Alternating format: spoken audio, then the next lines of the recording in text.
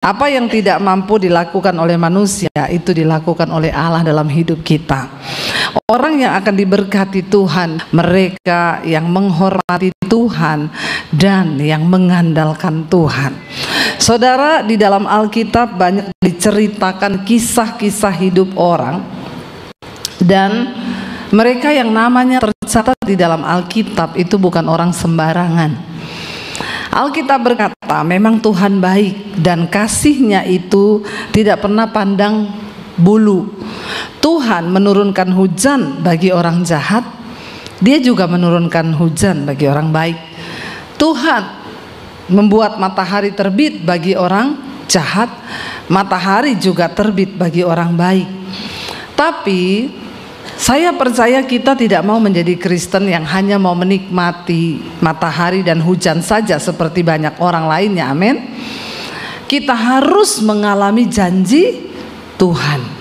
Kita harus mengalami berkat Tuhan. Tolong disambung loh kata-kata saya, saudara. Saya ini udah khotbah 7 kali loh. Saudara cuma saya suruh sambung berkat. Nyambung aja kagak mau. Bagaimana mau diberkati? Hello. Kalau dengar firman yang kira-kira itu yes, langsung ngomong amin. Respon saudara terhadap firman Tuhan menentukan kapasitas berkatmu di dalam hidupmu. Katakan. Jadi saya enggak usah tanya ada amin. Amin lagi ke toilet. Saudara, kita belajar dari orang-orang di dalam Alkitab yang namanya tercatat bagaimana mereka membuat sebuah terobosan di dalam iman. Alkitab berkata begini, saudara, sia-sialah usaha orang membangun sesuatu jika itu bukan karena Tuhan. Sia-sialah orang yang bangun pagi-pagi dan duduk sampai larut malam, ya. Dia bekerja untuk mendapatkan roti, makan roti yang didapatinya dengan susah payah. Di dalam terjemahan bahasa Inggrisnya dikatakan dia makan roti penderitaan. Saudara kerja keras bangun subuh silakan, sampai jauh malam silakan. Engkau makan roti, yes, bisa dapat uang, bisa dapat kekayaan. Tapi itu namanya roti penderitaan.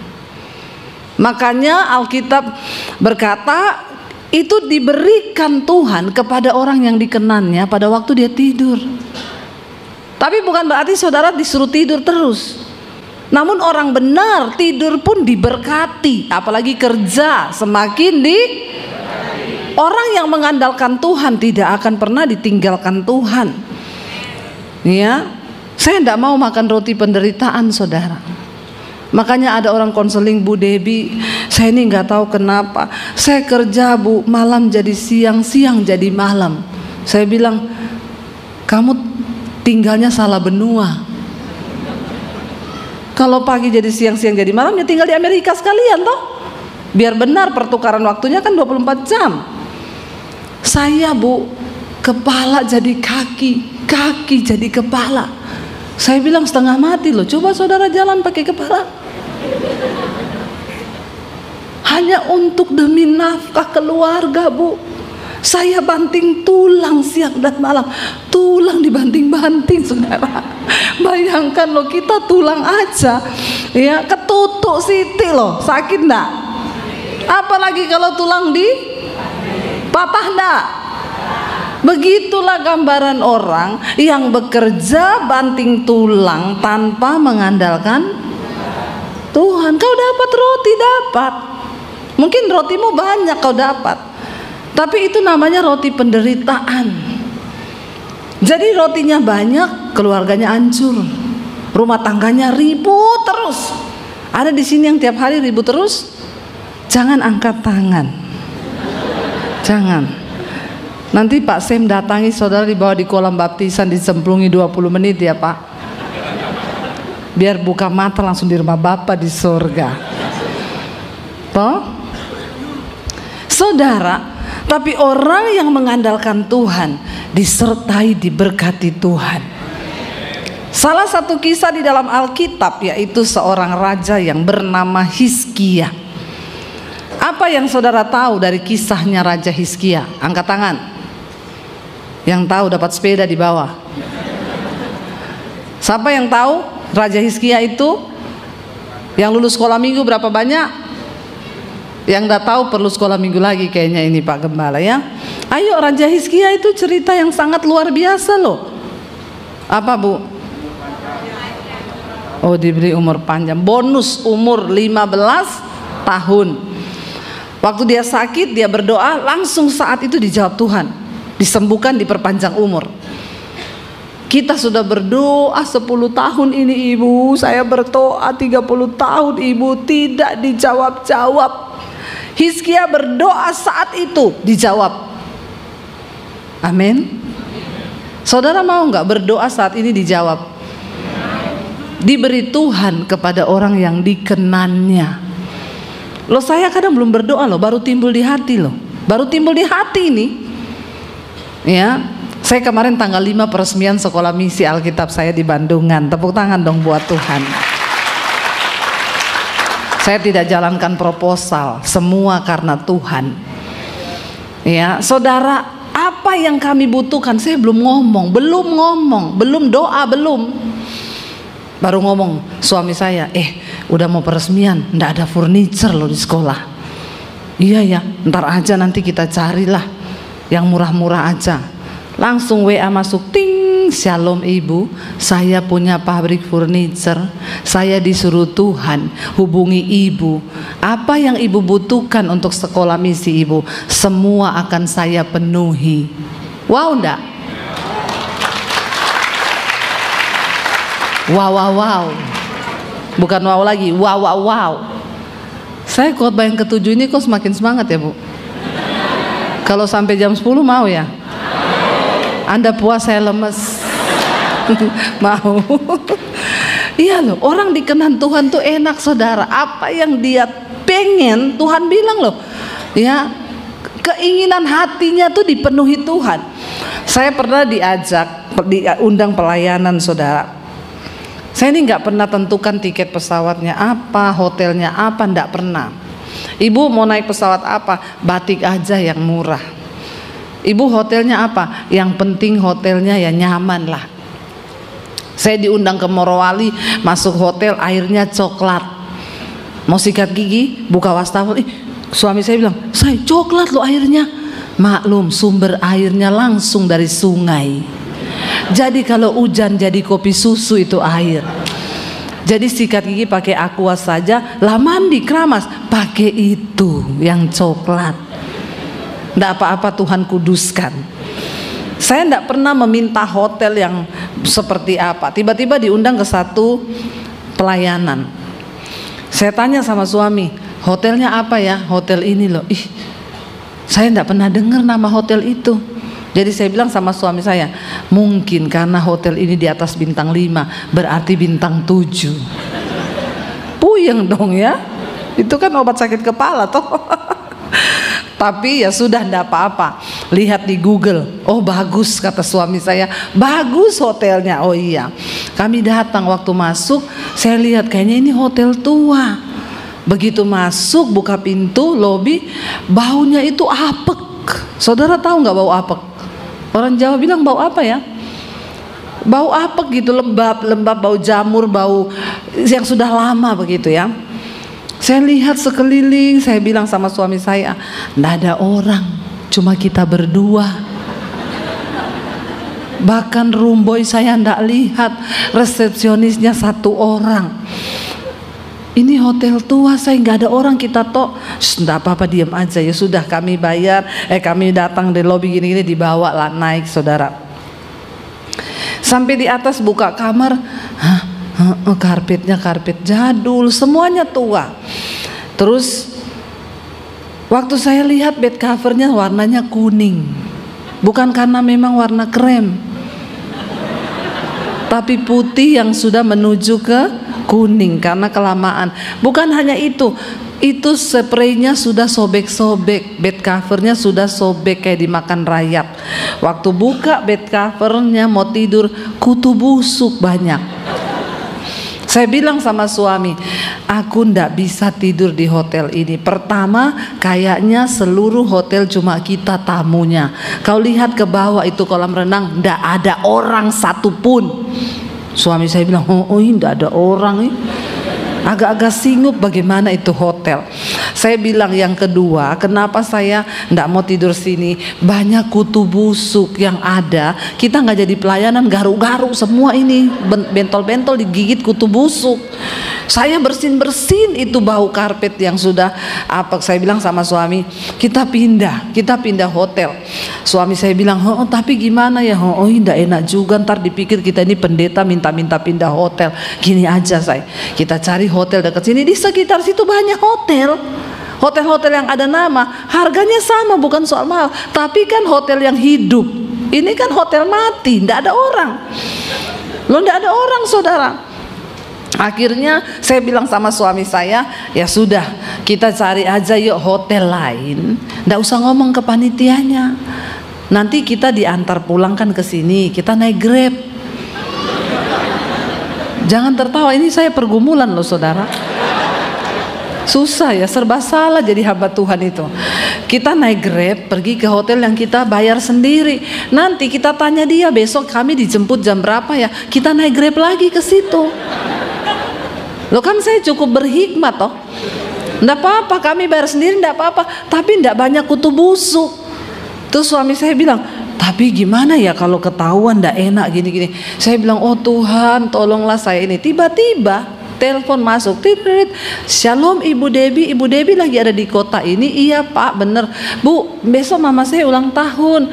Ibu, jadi keluarga kami ini semua ngumpul di sini di hotel ini. Ibu tinggal di hotel mana? Saya tinggal di hotel ini Pak. Astaga, kok Ibu ditidurkan di situ? Kenapa Pak? Itu hotel panas Bu. Maksudnya, ya pokoknya itu hotel panas. Saya bookingin Ibu sekarang juga hotel, nggak tanggung-tanggung, bintang 5. Ini kan bintang 7. Nggak usah tepuk tangan, emang enak. Saudara, saya bookingin Ibu hotel di hotel kami. Sekarang dia foto cekrek kuncinya. Ini ya Bu, nomor kamarnya. Ibu pindah supaya kami juga bisa ngobrol satu keluarga. Besok kita berdoa buat mama saya. Jadi puji Tuhan, saya kan jadi ada alasan sama orang yang undang. Saya bacain aja chattingannya, tapi yang ada, aduh Ibu kok di situ, enggak saya kasih baca, saya hapus. Saudara, itu saya lihat Tuhan bekerja loh, iya enggak? Saya tuh bingung mau bagaimana ya Tuhan. Niat saya ini bukan pilih-pilih hotel, bukan, tapi aduh, saudara mau enggak doa langsung dijawab? Bahkan belum doa sudah dijawab. Aduh, saya kalau mau cerita yang Tuhan buat itu aneh-aneh saudara, aneh-aneh.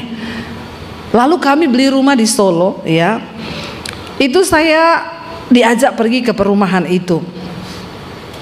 Lalu suami saya bilang, teman saya ajak, ayo kita lihat yang di developer lagi bangun. Saya bilang sama suami saya, jangan beli yang lagi bangun baru, mahal. Kita cari yang di lokasinya sama tapi rumah second, jadi itu lebih murah harganya. Terus kita jalan-jalan keliling, berhentilah di satu rumah di pojok. Saya bilang sama suami, berhenti di situ loh, di pojok itu loh. Kenapa? Aku pengen rumah di pojok itu. Suami saya gini, ngawur, wong rumah di tempat yo meh dituku loh. Saya bilang saya mau yang itu, soalnya itu di pojok. Ngawur loh, itu enek wongnya tinggal gitu.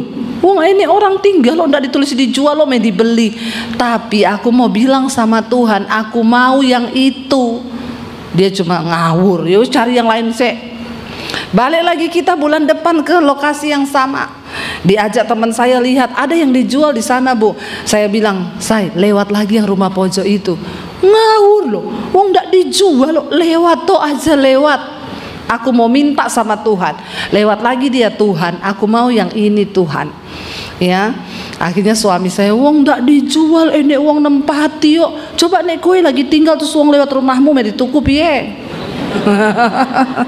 Yo karepe aku minta, oh sama Tuhan kan boleh. Bulan depannya lagi kita nggak serak semua yang ditawarin.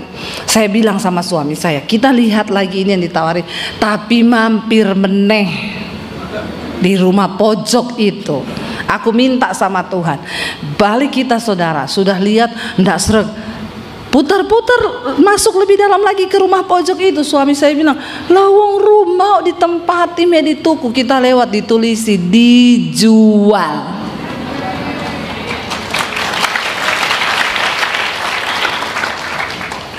Tuhan memberi keinginan saudara, hati orang yang dikenanya. Saya bilang, loh dijual, telepon. Mbak, itu dijual ya? Iya betul, orangnya lagi butuh uang karena terlilit utang di bank. Mintanya berapa? Sekian. Saya tawar sekian, boleh nggak? Saya tanya ya Bu, iya. Bu, boleh Bu. Boleh nih. Akhirnya ya udah Mbak, kita kapan ketemu ya? Saya di Jakarta soalnya nanti saya balik lagi gini. Iya oke Ibu DP aja. Besoknya saya telepon, Mbak saya mau DP, transfernya kemana? Bu sorry, ndak jadi dijual. Hampir mujizat terjadi, ndak jadi. Kenapa? Dia sudah ditolong adiknya, utangnya di bank sudah dibayar lunas. Jadi dia sekarang udah ndak butuh uang. Saya bulan depan ke sana lagi, saya bilang suami, mampir di rumah pojok. Suami saya bilang, orang ndak dijual udah nggak jadi, mampir. Bener, tidak ada lagi tulisan dijual. Saya bilang, tapi aku minta itu sama Tuhan. Kami bolak-balik berbulan-bulan, lihat saudara, tidak ada yang seret. Akhirnya saya tanya sama security, Mas tahu yang punya rumah di pojok itu dijual toh? Dulu Bu, sekarang sudah tidak. Aku minta nomor pemiliknya. Usaha saudara, saya dikasih nomor pemiliknya, saya WA, Pak rumahnya dijual ndak? Ya sudah. Tapi saya bilang sama suami saya, tapi aku udah minta lo itu sama Tuhan. Lawang ndak jadi dijual lo gini. Aku minta sama Tuhan. Sudah, akhirnya kita pulang ke Jakarta. Nggak lama kemudian bapaknya bilang, Bu serius ndak? Saya bilang, ini bukan cuma serius Pak, 2 rius saya. Jadi gimana, harganya berapa? Sekian. Tinggi banget sama yang ditawari pertama. Dia ternyata sengaja saudara, karena dia tahu ada orang yang tanya, Pak ketinggian Pak. Ya sudah, kalau ibu ndak mau, wong saya ndak butuh uang. Oh ya udah. Tapi saya bilang, Tuhan aku minta. Saya tawar dia nggak mau turun, saya tawar dia nggak mau turun. Ya sudah, berbulan-bulan saya biarkan. Satu kali kami lagi perjalanan ke Solo naik mobil, saya bilang sama suami saya, kalau bapaknya itu minta sekian, dia turunin sedikit aja di tengah-tengah, saya mau tak bayar rumah itu. Tiba-tiba lagi di jalan, baru habis saya ngomong gitu, HP saya bunyi, ting. Saya lihat, bapak yang punya rumah, Bu mau nggak sekian? Pak, siang ini kita ketemu di notaris. Sekarang rumah itu jadi milik saya. Saudara, Tuhan itu ya benar ada, Tuhan nyata. Tapi asal kita mau hidup berkenan kepada Dia. Coba kita baca bersama. Buka 2 Raja-Raja pasal yang ke-18 ayat yang pertama. 2 Raja-Raja 18 ayat yang pertama, ini tentang kisah Raja Hizkia saudara.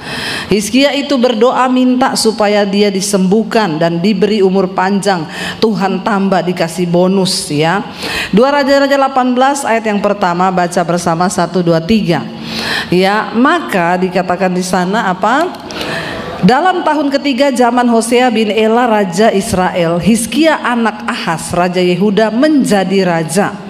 Ia berumur 25 tahun pada waktu ia menjadi raja, dan 29 tahun lamanya ia memerintah di Yerusalem. Nama ibunya ialah Abi, anak Sakaria. 3. Ia melakukan apa yang benar di mata Tuhan, tepat seperti yang dilakukan Daud bapa leluhurnya. Dialah yang menjauhkan bukit-bukit pengorbanan dan yang meremukkan tugu-tugu berhala, yang menebang tiang-tiang berhala dan yang menghancurkan ular tembaga yang dibuat Musa. Sebab sampai pada masa itu orang Israel masih membakar korban bagi ular itu dan namanya disebut Nehustan. Ayat 5, ia percaya kepada Tuhan Allah Israel, dan di antara semua raja-raja Yehuda, baik yang sesudah dia maupun yang sebelumnya, tidak ada lagi yang sama seperti dia. Ia berpaut kepada Tuhan, tidak menyimpang daripada mengikuti dia. Ia berpegang pada perintah-perintah Tuhan yang telah diperintahkannya kepada Musa. Maka Tuhan menyertai dia kemanapun juga ia berperang. Ia beruntung. Ia memberontak kepada Raja Asyur dan tidak lagi taat kepadanya. Saudara, Hizkia diangkat menjadi raja menggantikan ayahnya Ahaz. Ahaz adalah raja yang jahat di mata Tuhan. Kisah dari semua raja Israel selalu kalau dikatakan, lalu Ahaz menjadi raja atas bangsa Israel, dia melakukan apa yang jahat di mata Tuhan. Lalu Hizkia menjadi raja atas Yehuda, dia melakukan apa yang benar di mata Tuhan. Jadi yang tercatat di Alkitab hanya dua, yang jahat dan yang benar. Kalau sekarang Tuhan mencatat nama kita, kira-kira yang jahat atau yang benar? Insya Allah hanya Tuhan yang tahu. Ya, bagian kita mari berusaha melakukan yang terbaik. Kenapa Hizkia doanya didengar Tuhan, saudara? Waktu dia naik menjadi raja, dia melakukan apa yang benar. Pertama-tama yang dia lakukan adalah apa, saudara? Dia merobohkan tugu-tugu berhala yang dibangun oleh bapaknya. Raja Ahaz ini jahat, sehingga saudara, Raja Ahaz ketika mendapat ancaman dari negara-negara sekitarnya, dia tidak lari kepada Tuhan. Dia datang kepada Raja Asyur, dia minta pertolongan kepada Raja Asyur. Raja Asyur berkata gini, aku mau tolong, yang penting ada hari gini, ini yang pegang kendali. Saya kemarin dari Semarang ke sini, saya baca gerbang tol, penyebab kemacetan adalah saldo kurang. Makanya pastikan saldo Anda cukup. Karena ternyata kalau saldo kurang bikin apanya yang macet? Semua. Rumah tangga macet kalau saldo kurang. Ya enggak ibu-ibu? Langsung iya. Ya, ada ibu-ibu bilang sama suaminya, rumah tangga tetangga kita yang kanan itu loh. Kenapa? Seperti hari Valentine, tiap hari sayang-sayangan. Yang sebelah kiri seperti hari Imlek, tiap hari istrinya dikasih angpau. Terus suaminya tanya, kalau kita seperti hari buruh. Aku nih kerja paksa, gaji kurang, kalau demo dipecat. Jadi rumah tangga saudara seperti hari apa? Kalau saya dengan suami seperti hari Natal, penuh damai sejahtera dan sukacita. Amin. Iya, kalau saldo kurang maka macet. Ya, ini Raja Ahaz, karena dia takut kepada ancaman raja bangsa-bangsa lain, dia datang kepada Asyur, bukannya datang kepada Tuhan, datang kepada Asyur. Akhirnya Raja Asyur bilang, oke, kamu tak jaga, tak lindungi, tapi setiap tahun mereka harus memberi upeti kepada Raja Asyur. Itu strategi, saudara, agar dia bisa mengambil kekayaan. Lalu saudara, karena sudah mulai berkurang emas yang diminta, perak yang diminta oleh Raja Asyur, Raja Ahaz mengambil emas dan perak dari rumah Tuhan. Bayangkan, orang itu kalau pengen rasa aman, dia menghalalkan segala cara demi rasa aman. Loh, padahal kan belum tentu juga ada musuh, tapi dia sudah minta perlindungan. Sementara dia ditekan. Apalagi kalau sudah mendekati jatuh tempo, dia ditelepon Raja Asyur, siap ya, akhir bulan ini anak buahku datang, kamu tambah upetimu, kalau enggak aku enggak jaga kamu. Hidup seperti gitu enak enggak, saudara? Jangan pernah menaruh pengharapanmu kepada sesuatu yang lain selain kepada Tuhan. Nah, ketika Hizkia naik menjadi raja, Alkitab berkata dia hidup benar di mata Tuhan. Dia menaruh percayanya hanya kepada Tuhan. Jangan taruh rasa percayamu pada sesuatu yang lain. Taruh kepada Tuhan.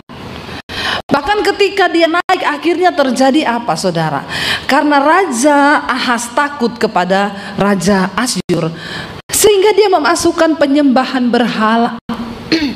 Dewa-dewanya Asyur dimasukkan ke dalam bait Tuhan untuk dijadikan sesembahannya. Maka orang Israel berdosa terhadap Tuhan orang Yehuda. Bahkan mereka mulai menyembah patung buatan Musa itu, ular tembaga. Saudara, ular tembaga itu kisahnya adalah, saudara tahu, ada yang tahu di sini tak kasih sepeda, benar? Kalau ada yang tahu, kenapa Tuhan suruh bikin itu ular tembaga? Pada waktu bangsa Israel di padang gurun, mereka dimurkai Tuhan karena memberontak dan tidak percaya pada Tuhan. Tuhan mendatangkan ular berbisa tiba-tiba keluar dari padang gurun, banyak ular berbisa. Tuhan bilang kepada Musa, kamu bikin ular tembaga, ya, kamu dirikan di atas tiang. Siapapun yang percaya kepada Tuhan, waktu digigit sama ular berbisa, langsung lihat kepada ular tembaga itu, maka dia tidak akan mati. Jadi yang percaya melakukan itu dan memang tidak mati, tapi yang tidak percaya mati. Nah, ketika patung itu dari kisah Musa dulu dibawa sampai ke kisah raja-raja ini, patung itu disembah menjadi berhala di bangsa Israel, di Yehuda. Ya, lalu Tuhan marah. Jangan engkau mengkultuskan sesuatu sehingga itu menggantikan Tuhan dalam hidupmu. Ada orang-orang Kristen yang agak aneh bilang sama saya, Bu, saya waktu bangun rumah saya ini, Bu tahu, batu peletakan pertamanya ini tak bawa dari Yerusalem. Saya kadang bingung ya, terus kenapa ya Pak kalau batunya dari Yerusalem? Diberkati, Bu. Saya bilang, terus gue harus bilang wow gitu? Biar kau bawa batu 1 kontainer dari Israel buat bangun rumahmu, kalau kau tidak bertobat, tidak tunduk kepada kebenaran, tidak hidup bertobat dalam kekudusan, tidak mungkin hidupmu diberkati Tuhan. Jangan mengkultuskan sesuatu. Saya di Israel dibawa ke toko perhiasan, Bu, saya bawa ke toko, ini beda dari yang lain. Cincin batu aki, berapa ini? 100 juta. Di Indonesia gratis. Banyak batu aki lebih bagus lagi. Beda, Bu. Kenapa beda? Batunya dari ruang Maha Kudus. Batu dari ruang Maha Kudus, saya yakin kalau saudara pakai tanganmu gerak sendiri. Bukan apa-apa, 100 juta soalnya. Jangan mengkultuskan sesuatu. Kau taruh salib besar di rumahmu. Saya tanya, kenapa kau taruh salib? Biar setan masuk takut, Bu, sama salibnya. Anak kecil dikasih Alkitab sama gunting. Ini adalah hal-hal yang Tuhan benci, saudara. Engkau mengkultuskan sesuatu, bukan lagi imanmu kepada Tuhan. Lalu Hizkia merobohkan semua itu. Lalu dia mulai membawa bangsa Israel untuk berseru kepada Tuhan. Buka bersama 2 Raja-Raja pasal yang ke-19, saudara. 2 Raja-Raja pasal yang ke-19.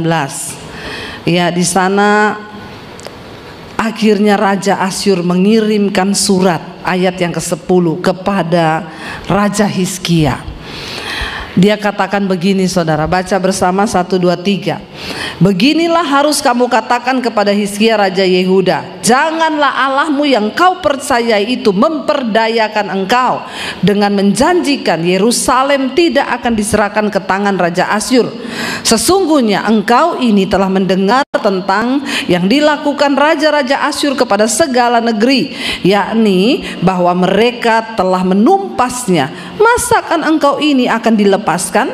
Sudahkah para Allah, huruf kecil, dari bangsa-bangsa yang telah dimusnahkan nenek moyangku dapat melepaskan mereka, yakni Gosan, Haran, Resef dan Bani Eden yang di Telasar? Di manakah raja negeri Hamat, ya, dan Arpad, raja kota Sefarwaim, raja negeri Hana dan Iwa? Saudara, ayat 14 berkata, baca dengan suara keras. Hizkia menerima surat itu dari tangan para utusan, lalu membacanya. Kemudian pergilah ia ke rumah Tuhan dan membentangkan surat itu di hadapan Tuhan. Sampai situ. Saudara lihat, waktu Hizkia membaca surat ancaman itu, layaknya seorang raja, saudara, kalau dia dapat ancaman itu harusnya dia lakukan apa? Kumpulkan semua pasukan, panggil semua panglima perang. Kita dapat ancaman perang, segera latih semua pasukan, kita harus pasang kuda-kuda. Tapi Hizkia seorang yang memiliki iman percaya kepada Tuhan. Setelah dia membaca surat itu, kata firman Tuhan, dia datang ke rumah Tuhan, lalu dia membentangkan surat itu di hadapan Tuhan. Saudara, apa yang hari ini bagimu merupakan tantangan terbesar? Jangan cari manusia. Mungkin hari ini engkau terima surat jatuh tempo atau surat lelang. Tidak usah kau foto itu lalu kau kirim ke Pak Samuel, apalagi kau kirim ke saya. Ya, cari Tuhan, berseru kepada Tuhan. Saya ingat waktu saya dikejar debt collector dulu, dia tendang pintu pagar saya, perang. Semua tetangga keluar. Pendeta, utang tidak bayar. Ngomong Tuhan, Tuhan, mana Tuhanmu, bayar utangmu. Saya masih ingat namanya Victor.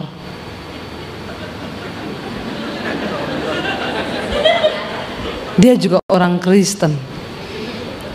Saya bilang, saya ini utang bukan niat tidak bayar loh. Saya mau bayar, tapi memang keadaannya saya lagi tidak bisa bayar. Saya bilang, kamu tuh bertobat. Jangan kerja jadi debt collector yang tendang-tendang pagar orang, mengancam orang. Mbok ibu kasih saya kerjaan. Saya bilang, orang seutang saya nggak bisa saya bayar, apalagi gaji buat kamu. Tapi hari ini saya mau bilang, dimanapun Victor kau berada,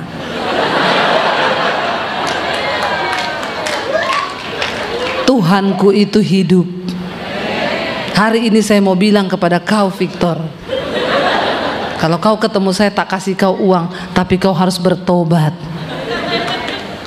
Iya saudara, ya, saya pernah mengalami.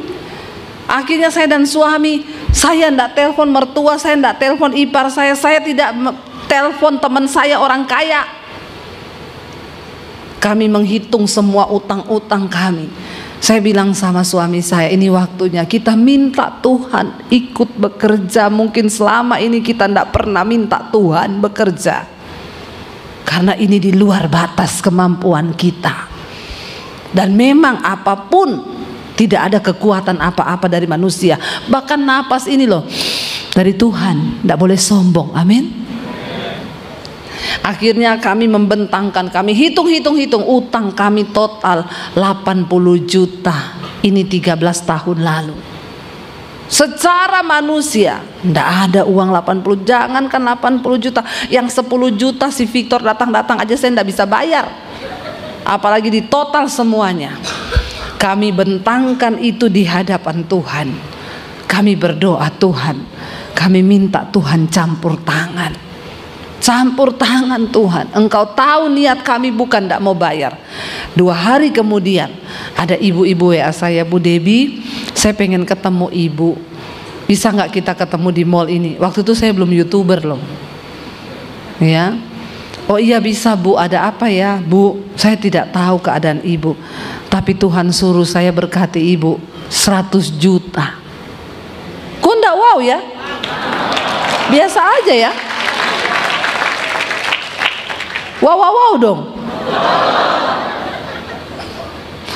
Di saat benar-benar enggak bisa loh, 80 juta utang saya dikasih 100 juta loh. Saya bayar semua, masih sisa 20 juta. Beberapa waktu lalu kami sekarang diberkati Tuhan. Tuhan ingatkan, balikin uang itu ke orang yang pernah kasih. Yakin Tuhan? Yakin. Saya temui ibu itu, Bu, Saya mau kembalikan uang 100 juta yang pernah dulu ibu kasih. Loh Bu Debbie, itu kan saya enggak pinjemin. Memang ibu enggak pinjamkan, tapi Tuhan suruh saya kembalikan. Dia bilang, memang Bu, keadaan usaha kami memang sekarang lagi sepi, tapi saya enggak mau terima uang yang ibu balikin.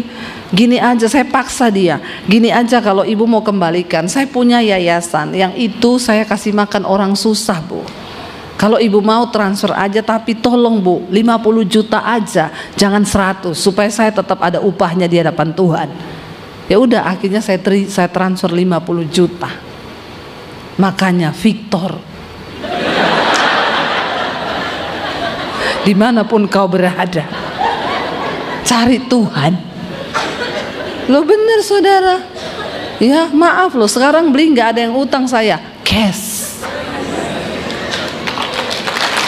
Jadi saya nggak ada lagi hubungan dengan debt collector. Dia sanggup membalikan keadaan semudah, hanya membalik telapak tangan waktu kita taruh iman. Jangan cari penggadean, menyelesaikan masalah tanpa masalah. Padahal bikin, yang member pasti tahu. Telat tak bayar, barangmu hilang.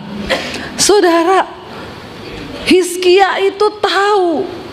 Ya, dia bentangkan surat itu di hadapan Tuhan. Lalu kita lihat dia berdoa, dia bilang apa? Ayat 15.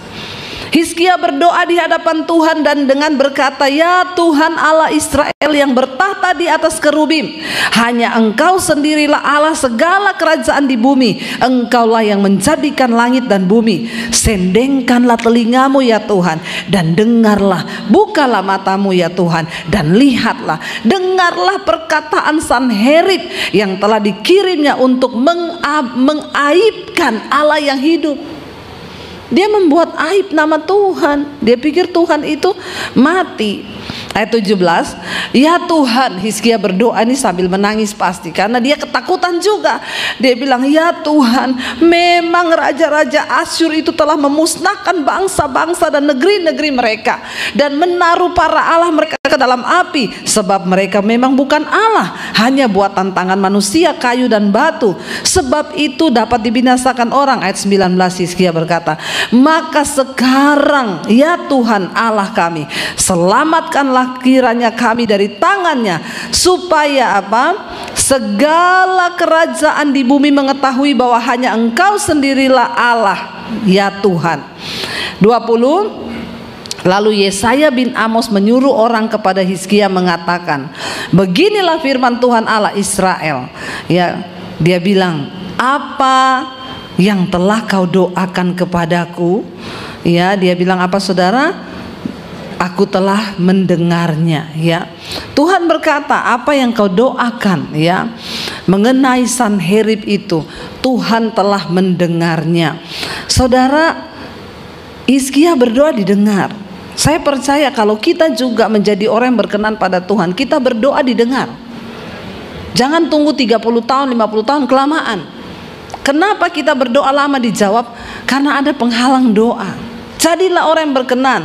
Kita lihat jawaban doa 2 Raja-Raja 19 ayat 32. Ya, kita baca bersama. Ini jawaban Tuhan kepada Hizkia sebagai orang yang takut Tuhan. Baca 1, 2, 3.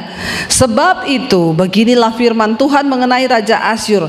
Ia tidak akan masuk ke kota ini dan tidak akan menembakkan panah ke sana. Juga ia tidak akan mendatanginya dengan perisai dan tidak akan menimbun tanah menjadi tembok untuk mengepungnya. Melalui jalan dari mana ia datang, ia akan pulang, tetapi ke kota ini ia tidak akan masuk. Demikianlah firman Tuhan. Dan aku akan memagari kota ini untuk menyelamatkannya, oleh karena aku dan oleh karena Daud hambaku. Maka baca ini dengan suara keras, terjadi jawaban doa. 35. Maka pada malam itu keluarlah malaikat Tuhan, lalu dibunuhnyalah 185.000 orang di dalam perkemahan Asyur. Keesokan harinya pagi-pagi tampaklah semuanya bangkai orang-orang mati belaka. Saudara, saya mau tanya, bagi Raja Hizkia, dapatkah dia melakukan hal itu membunuh tentara Asyur dalam waktu satu malam sejumlah 185.000 orang. Banyak nggak itu? Banyak, saudara. Banyak, sangat banyak. Mereka berkemah untuk mengepung Yehuda. Tuhan bilang mereka tidak akan masuk. Dan malaikat turun. Saudara percaya, ada pertolongan yang supranatural, ada mujizat yang supranatural yang bisa terjadi bagi anak-anak Tuhan yang hidupnya berkenan kepada Tuhan. Kejar perkenanan Tuhan tahun 2024 ini. Maka waktu kau doa, belum doa dijawab, belum doa dijawab. Kita percaya kita punya Tuhan yang hidup. Dan pada akhirnya saudara, dikatakan ayat yang ke-36. Sebab itu berangkatlah Sanherib Raja Asyur dan pulang. Dia lihat semua pasukannya mati. Lalu tinggallah ia di Niniwe. 37. Pada suatu kali ketika ia sujud menyembah di kuil Nisrok Allahnya, maka Adramelek dan Sareser anak-anaknya membunuh dia dengan pedang, dan mereka meloloskan diri ke tanah Ararat. Kemudian Esarhadon anaknya menjadi raja menggantikan dia. Saudara lihat akhir hidupnya, dia menghina Allah Israel yang hidup. Dia dibunuh ketika lagi berdoa di depan Allah huruf kecil dewanya. Dan Tuhan perlihatkan bahwa sesungguhnya Allahmu yang tidak bisa bikin apa-apa terhadap kau. Saudara, tidak ada perkara yang mustahil bagi Tuhan. Waktu kita sungguh-sungguh percaya kepada Tuhan, Tuhan itu sanggup melakukan segala perkara. Amin, saudara.